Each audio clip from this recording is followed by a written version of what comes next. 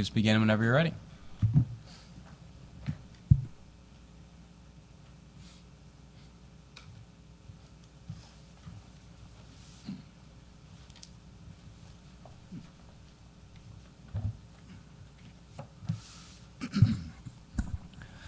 Thank you, Mr. Chairman, committee. My name is Mike McGirl, representative for District 118, covering Washington and part of Washington and Franklin counties. Today I have House Bill 2657. Now, what this does is this addresses private pensions. If recall that last year we passed Senate Bill 190. Which was very well favorably voted on out of both chambers. But that bill addressed, of course, Social Security and public pensions, and we did not address anything with the private pensions.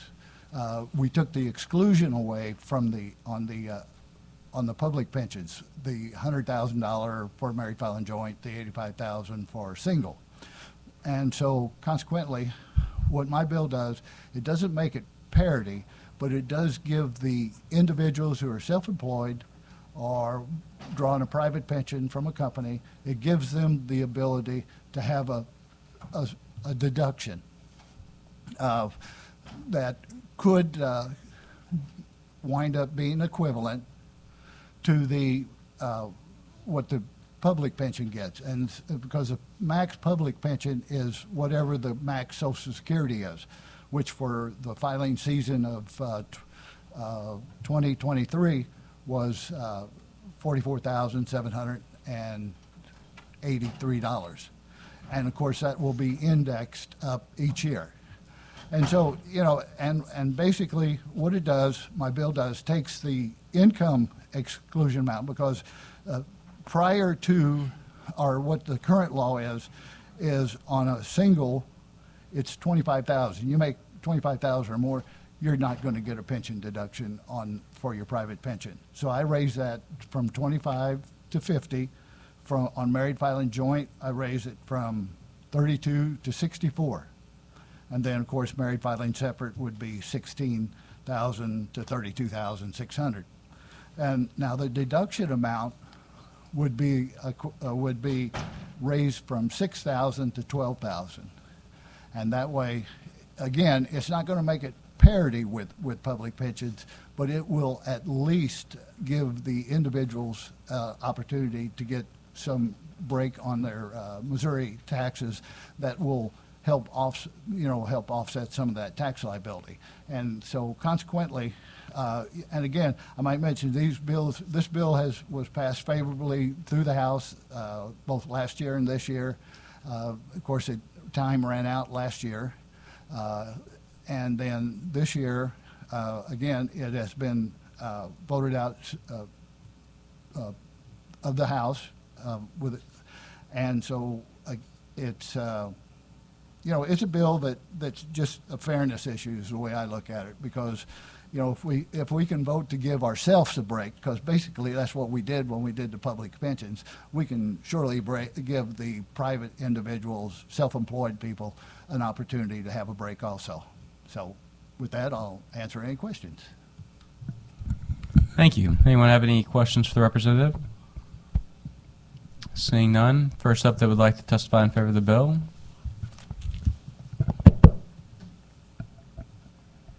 Anyone that would like to testify in opposition to the bill? Anyone for informational purposes only? All right, that concludes the hearing for House Bill 2657.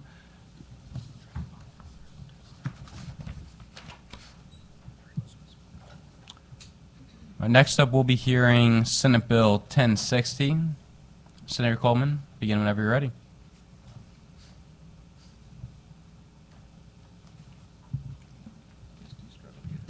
Thank you, Chairman, member of the committee, and for the opportunity, members, excuse me, to present Senate Bill 1060 today. As many of you know, COVID and rising geopolitical tensions have exposed some serious vulnerabilities in our supply chain and manufacturing capabilities. For too long, we have allowed critical manufacturing to be offshored to China and to foreign adversaries, putting our economic and national manufacturing security at risk. However, this crisis has also created an unprecedented effort, stop making faces at me, Senator Eigel, opportunity. I've lost my spot. You're like, normally I don't write out my stuff. I usually just do like bullet points. And the combination of having written my comments and your faces are really just too much this morning.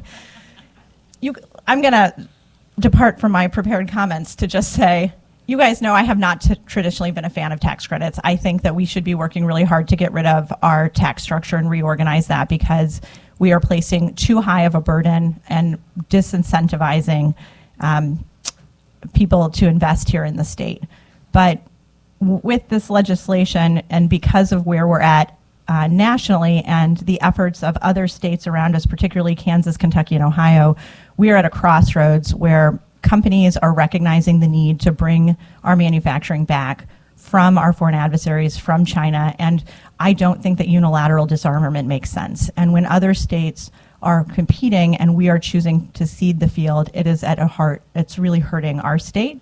And we have an unprecedented opportunity to be able to bring jobs back to America and put America first. So the way that this legislation, the Advanced Manufacturing and Recruitment Act, would work would put Missouri back at the forefront of the reshoring movement. So the bill is going to create a new targeted performance-based tax credit to attract large advanced manufacturing projects to our state, particularly those reshoring from China. The way that it works is that if a company would invest at least $1 billion in new manufacturing and create at least 500 new jobs, they would be eligible for a tax credit up to 20% of their total investment. But they would only receive that in stages as they hit key investment and job creation milestones, ensuring that we have accountability and make sure that we have a strong return on investment for taxpayers.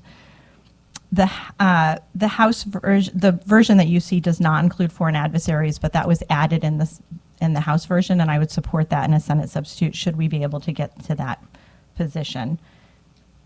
We can either seize a historic moment with a bold strategy to be able to compete for these jobs and investments, or we can let this opportunity to secure our economic and national security pass by. The other piece that is in this that I think is really important, and although I have been hesitant on tax credits that are for corporations, I've always been a big fan of benevolent tax credits. And there's another piece in this bill, which is the Champion for Children's Tax Credits, and it's designed to ensure that private donations go to agencies that serve children who have experienced or are at risk for abuse and neglect, and creates a 50% tax credit for contributions to qualifying entities. These are court-appointed special advocates, child advocacy centers, crisis care nurseries. The CFC credit helps agencies on the front line of preventing and addressing child abuse and increasing private donations by allowing them to have that same benevolent tax credit. So the way that that works is it's a $1.5 million cap divided equally among the 3 entities. In 2022, 22 CASAs, 13 CACs, and 14 crisis nurseries were eligible agencies. If an entity does not issue their share of the credits, the remainder then gets divided amongst the other entities. And if the amount of the credit issued exceeds the cap, the credits for that entity are going to be prorated. So they're not assignable, transferable, or saleable. They aren't refundable, but they are able to be carried forward. So the proposed language in 1060, this language currently sunsets on the 31st of 2025. This is actually a really key provision, and so if you have a quorum or so inclined, I'd love for you to be willing to consider voting this out as quickly as possible so that we're able to make sure that it's been vetted by committee as other tax bills maybe are negotiated through the process, because this sunset is really problematic. The other changes are it takes it from a 50% to a 70% tax credit, and it removes the cap limiting the credits to $1.5 million from $1.5 million and increases that. So anyways, happy to answer any questions. I'm sorry for being distracted earlier in my disjointed presentation, but bringing that cap from $1 million to $2.5 million, and then ensuring that this tax credit for the Advanced Manufacturing and Recruitment Act to help take advantage of the reshoring opportunity in America First agenda that President Trump has been pushing. Thank you very much. Real quickly, we're going to take roll and establish a quorum. Senators Brown, Here. Esslinger, Beck, Eigel, Fitzwater, Huff, Roberts. We have a quorum.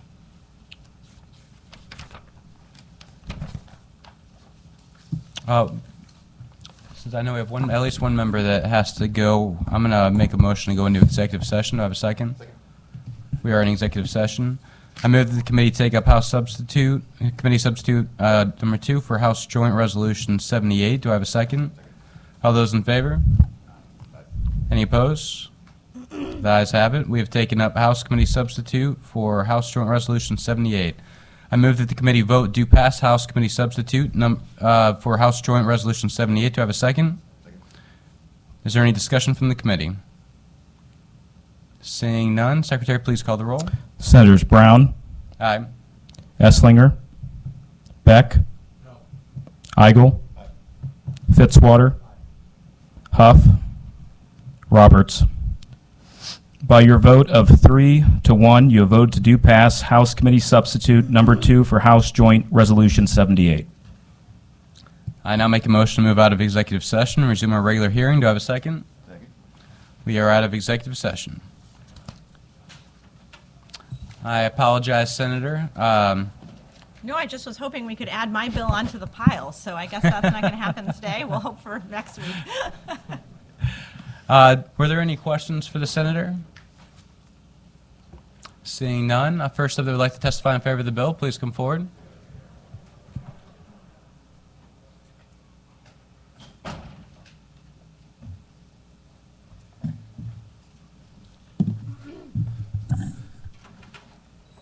Thank you, Mr. Chairman and Chief of Staff for Mr. Chairman. David Jackson, registered lobbyist for Greater St. Louis, Inc., which is the primary voice for the civic community in the bi-state region in St. Louis and economic development. And in the 1970s, a lot of manufacturers from the U.S. started moving to China and other countries because of the reduced cost of labor and margins that were attainable.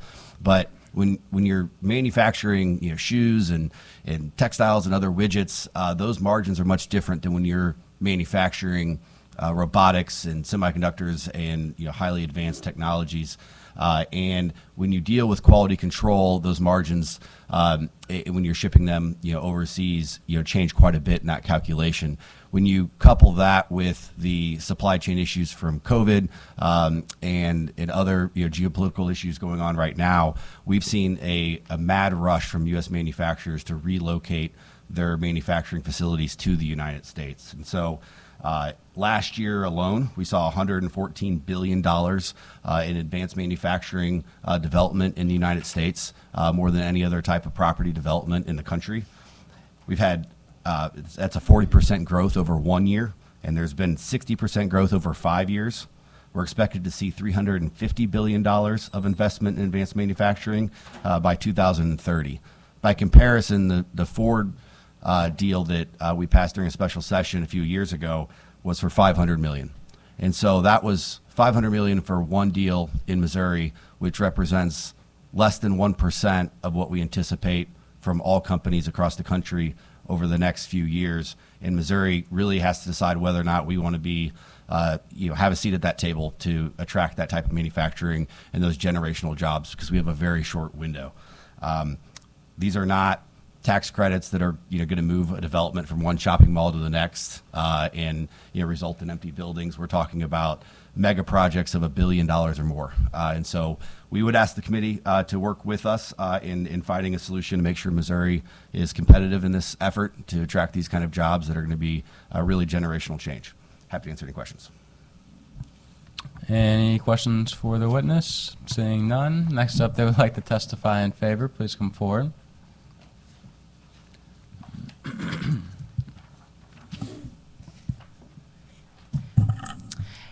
Good morning, members of the committee.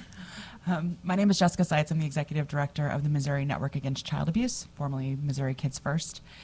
I represent Missouri's 15 child advocacy centers, and I'm here to speak in support of reauthorization and expansion of the Champion for Children tax credit. Our agencies are a third of that tax credit, which currently capped at $500,000 for CACs. Child advocacy centers have always been a private-public partnership. They were started by local communities. They really rely on the donations and support of private donors in their communities. Upward about 70% of child advocacy centers are funded by private donations, and this tax credit has proven very valuable for that. It's an incentive to charitable giving. It's an incentive to increased charitable giving, so even donations as small as $100 can receive a tax credit. So somebody willing to give $100 might give $200, which means a lifelong friend and supporter of those in your local community working with organizations and supporting organizations that respond to child abuse. So that's why we want it reauthorized. We don't want it to go away, and it's set to expire next year. So we are feeling a sense of urgency to get this reauthorized. I know this is a tight, busy year for floor time, but we don't want to see it go away because it's so great. Raising the cap, we're really pleased that this version would raise the cap, or actually remove the cap, very similar to what this body did with the Domestic Violence and Rape Crisis Center tax credit in 2021. It would offer a similar benefit for agencies serving victims of child abuse. So we have had agencies, we have hit the cap in the past, which means that donors are denied their cap, and it has led to folks being shy, and there may be examples provided behind me, concerned about offering it. So we'd love to see it expanded, or reauthorized and expanded, just like this bill does. So I welcome any questions. Any questions for the witness? Seeing none, thank you for your testimony. Be sure to leave a witness form. Next up in favor.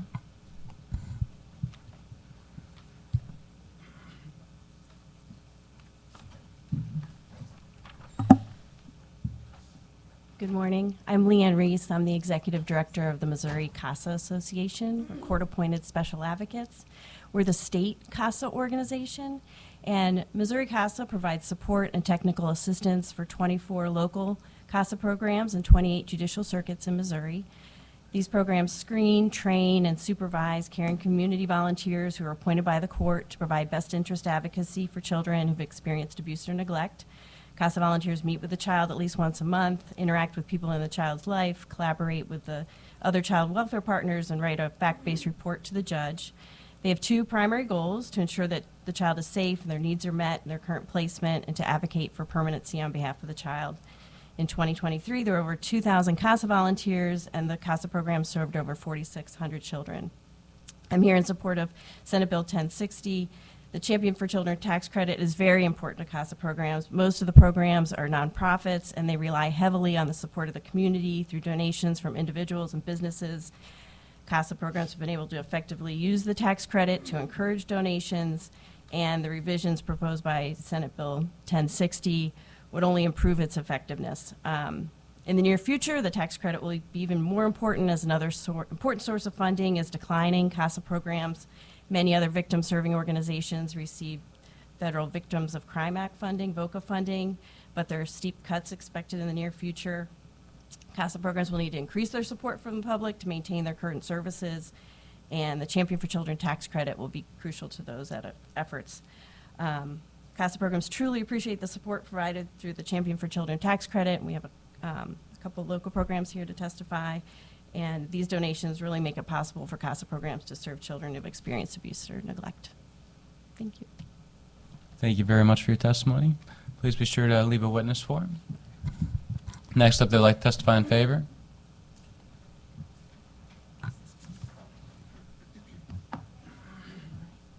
Thank you. My name is Kelly Hill. I'm the Executive Director for Heart of Missouri CASA. We're a local program that serves the 13th Judicial Circuit, Boone and Callaway counties. As you've heard, our mission is to train and support volunteers to be voices for abused and neglected children involved in the family court system because of abuse and neglect. I'm here in support of Senate Bill 1060. On average, every year there are in our judicial circuit 650 children in foster care, and in the last few years, that number has been over 700 each year. These are our community's most vulnerable children. Those who have not only experienced the trauma of abuse or serious neglect, but those who are now in an overburdened child welfare system. A child in foster care moves homes on average 5 times while they're in the foster care system, and with a high turnover of child welfare professionals, instability is what marks their journey, on top of the trauma they've already endured. CASA volunteers play a very important role as they step in to provide consistency and hold a child's history when professionals change. They make sure that the children's needs are met. Children with a CASA are more likely to receive services to heal and thrive and are shown to perform better in school. They're also half as likely to re-enter the system once they exit. So not only do CASA volunteers provide a vital service to these children by being a stable, consistent adult that they can know and rely on, CASA volunteers provide an essential service to our family court judges by supplying them with objective, fact-based information about the children's well-being, which informs the judge's decision-making. The impact CASA volunteers make can change the trajectory of the child's life. When we invest in children, we invest in the future of our communities and our state. So our program specifically has grown quite a bit over the last 6 years. We've tripled, and we are now serving about 65% of the children in need, which is about 400 of the children a year. We are a private 501c3 nonprofit, so we have to raise all our own revenue. We don't have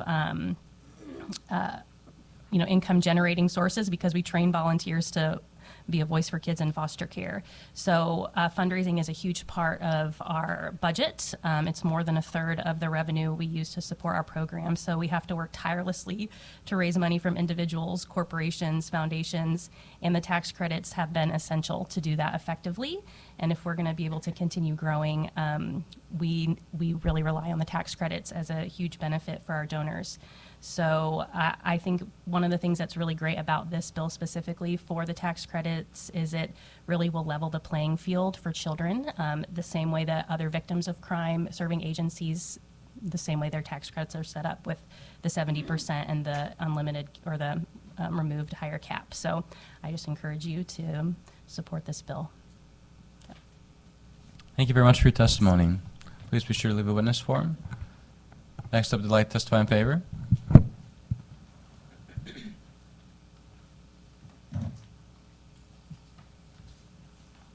Good morning. My name is Gina Clement. I'm the Executive Director with Capital City Court-Appointed Special Advocates, which serves Cole County, the 19th Judicial Circuit. Leanne and Kelly have told you about what the programs do, so I'm just going to skip right to an example of what our volunteers do. One of our worst cases involved an 8-year-old boy, and I'm going to call him Sam. He was locked in a closet as a means of discipline. He was abused and malnourished to the point that when he was discovered without knowing his age, one may have guessed him to be 4 years old. He reported he'd been locked in the closet for unknown periods of time. He had a CASA to help him through the entirety of his case and to fight for his well-being. He was eventually adopted into a loving family where he now continues to thrive. The proposed increase from 50 to 70% will significantly enhance our ability to leverage donations to help children like Sam. The elimination of a cap will alleviate the need to navigate the confusing discrepancies from our donors. I personally had to talk with people when they call and say, how come I get 47.96% of this 50% tax credit? And it's difficult to explain to them how we don't have control over it, but that is what eliminating the cap will help us get rid of those conversations. Your support of Senate Bill 1060 is crucial to ensuring that we can continue our mission and providing a voice for children like Sam. So I appreciate your consideration. Thank you very much for that testimony. Anyone else that would like to testify in favor?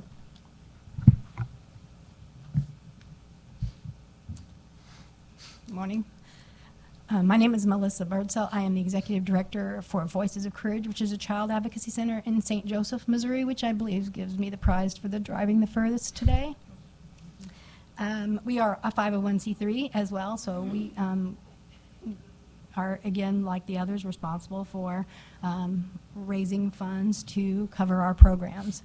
Our programs include the forensic interview, which is why CACs were created in the first place. Children needed to be treated differently as victims and witnesses in cases where allegations of abuse occur.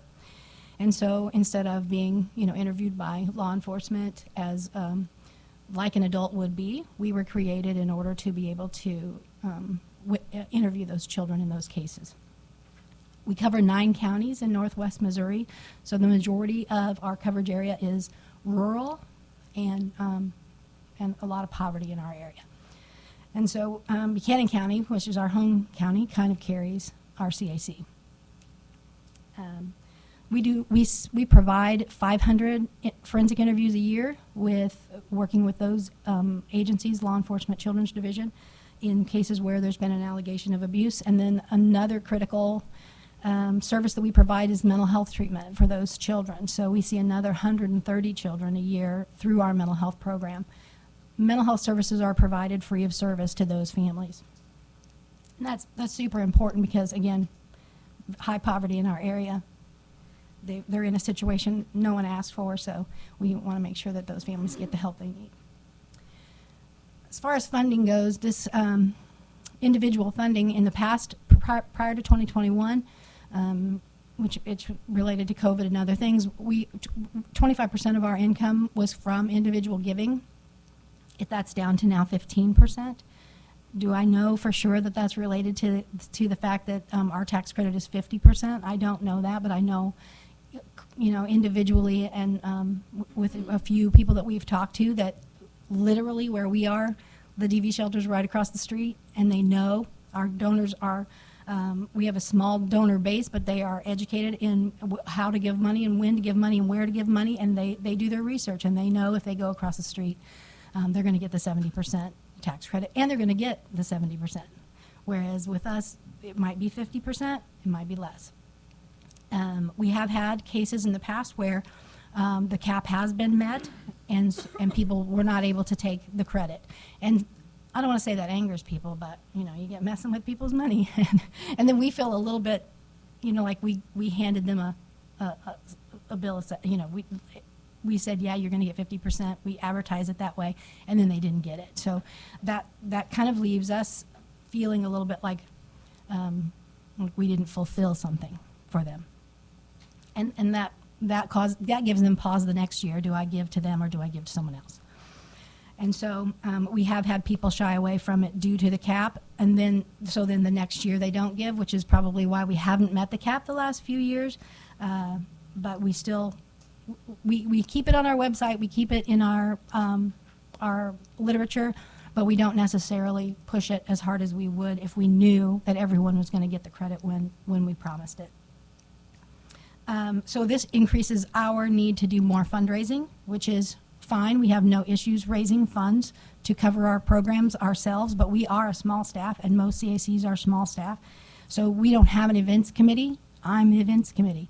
So my therapist isn't on the events committee. My forensic interviewers are doing fundraising work versus program work. And so we want to make sure that we're doing everything we can to make sure that we can get that 70% increase to 70%, again, to level the playing field and to just make sure that we're able to give our donors what we promised them. And I want to thank you all for listening to us today. Didn't mean to clear the room. Thank you very much for your testimony. Next up in favor. Thank you, Mr. Chairman. Brian Grace here on behalf of the Missouri Economic Development Council, testifying in support. Thank you very much. Next up in favor.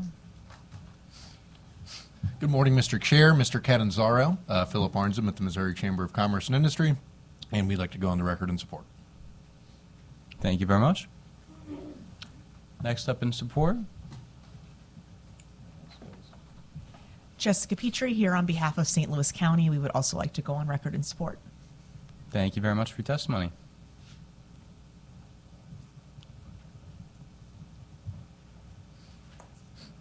Hi, Mr. Chair, members of the committee. My name is Lauren Muster. I'm here on behalf of our 1,500 members with the Springfield Area Chamber of Commerce, and just want to go on record in support. Thank you very much. Thank you.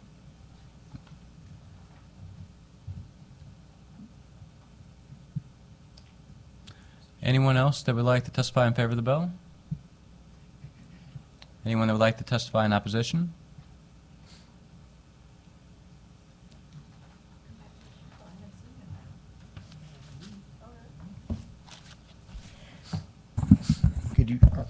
Good evening, good morning, Mr. Chairman, members of the committee.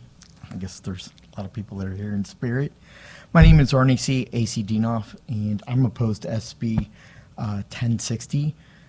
Tax credit already receives a 50% tax credit, and moving it to 75 just is picking winners and losers. Advanced Manufacturing Recruitment Act, 20%, and I don't feel that there's enough caveat and enough assurances and guarantees on return on the investment and proper auditing functions to make sure that jobs are being created with that return on investment. You know, when you add up all the tax credits in Missouri, we would go bankrupt as a state, literally. Tax credits are picking winners and losers. Tax credits are being sold to make a profit. They're being abused, and there is a lot of fraud going on. And as a matter of fact, in the senior housing world, offering apartments to low-income senior citizens who can't afford rent on their Social Security benefits has made a millionaire son and father in the city of Columbia, where they have a number of apartments for senior citizens and disabled Missourians across the state. And it really is unfair with the tax credits. These tax credits are picking winners and losers. I feel whether it's a food pantry of your choice or a child advocacy group of your choice who does good deeds, good wisdom, and good functions to protect children, that should be a choice of doing the right thing as a Missourian without looking or reaping rewards or a benefit of a tax credit. It has to come from the heart of Missourians, and it has to come from the heart without having a return of some type of reward or benefit that can be sold on the market to somebody else who can take advantage of these tax credits. For those reasons, I'm opposed to all tax credits for the most part, because they pick winners and losers, and there's not a lot of return on investment. We have a lot of duplication of programs when it comes to advocacy and protection for our children.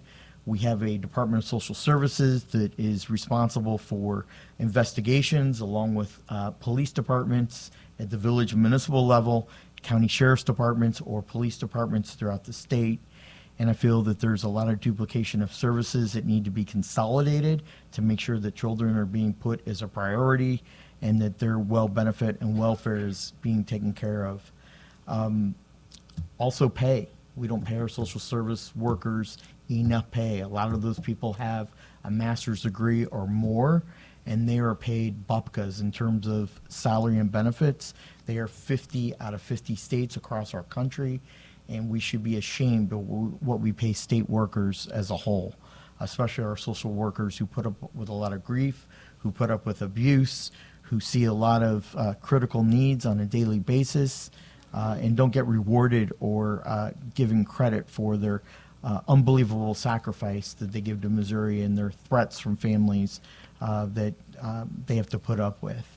And so we need to do something about the pay for our social workers, and especially our investigators that are out in the field. Those are my comments, Mr. Chairman, and I appreciate it. Thank you for your testimony. Please be sure to leave a witness form. I'm sure you know the drill. Thank you. Anyone else that would like to testify in opposition? Anyone for informational purposes only? Senator, do you have any closing remarks? No, thank you. This concludes the hearing for Senate Bill 1060. With no further business coming before the committee, I now make a motion to adjourn. Do I have a second? Second. We are adjourned.